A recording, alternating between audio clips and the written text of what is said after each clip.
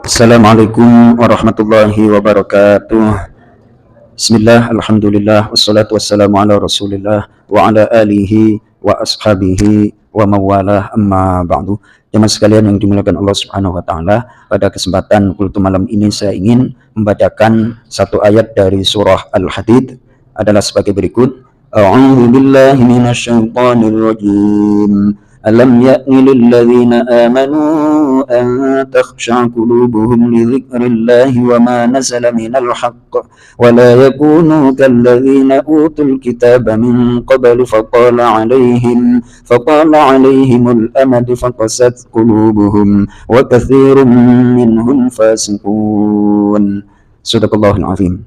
Artinya, belum tibakah waktunya bagi orang-orang yang beriman untuk secara khusyuk mengingat Allah dan mematuhi kebenaran yang sudah diwahyukan kepada mereka, dan janganlah mereka berlaku seperti orang-orang yang telah menerima kitab sebelum itu, kemudian mereka melalui masa yang panjang sehingga hati mereka menjadi keras dan banyak di antara mereka menjadi orang-orang fasik. Asbabun nuzul ayat 16 adalah sebagai berikut. Ayat ini diturunkan berkenaan dengan para sahabat Rasulullah Shallallahu Alaihi Wasallam yang suatu ketika tampak sedang bersenda gurau dan tertawa-tawa. Nah, ini asbabun nuzulnya adalah sebagai berikut. Penjelasan dari ayatnya adalah sebagai berikut. Ini yang ditegur, ini yang diingetin adalah orang yang beriman. Kadang orang beriman itu hatinya masih belum mantap. Mantapnya di sini adalah dengan mengingat Allah. Belum saatnya kah orang-orang beriman hatinya tunduk untuk mengingat Allah dan mengingat apa yang Allah turunkan berupa yakni Al-Quran. Jangan sampai kita menyatakan kami beriman kepada Allah tapi hatinya masih keras. Nah, kemudian kerasnya hati itu ternyata akibatnya adalah kurang berzikir, kurang beribadah. Kalau kita kurang beribadah, kurang berzikir, potensi hatinya juga akan keras. Kalau sudah keras, susah untuk khusyuk. Di sini menggunakan kata antakhsha'a qulubuhum. Hatinya khusyuk, hatinya tunduk kepada Allah. Berarti dari ayat ini bisa dianalisa, orang kalau belum tunduk kepada Allah, berarti hatinya keras. Lalu solusinya bagaimana? Ayat berikutnya yang menarik, ini adalah sebagai solusi. Ya'lamu anna Allah yuhyil arda ba'da mautiha qad bayyana lakumul ayati la'allakum taqilun. Ketahuilah, sungguh Allah menghidupkan bumi setelah matinya, dan sungguh kami telah menjelaskan kepada kalian tanda-tanda kekuasaan kami agar kalian mengerti, mampu memikirkannya. Hati manusia itu bagaikan bumi atau tanah. Kalau tidak disirami dengan air akan gersang. Kalau sudah gersang tidak bisa ditumbuhi tanaman. Sebagaimana lapangan Curug Indah. Itu kalau musim kemarau rumput-rumput kering, nggak ada tampak kehijauan. Demikian juga hati manusia. Nah, seiring dengan perjalanan hidup, aktivitas, kadang-kadang hati itu capek, lelah, menjumpai problemnya juga macam-macam. Tapi kan dipanggil oleh Allah, hayya 'alas shalah, come here. Hayya 'alal falah.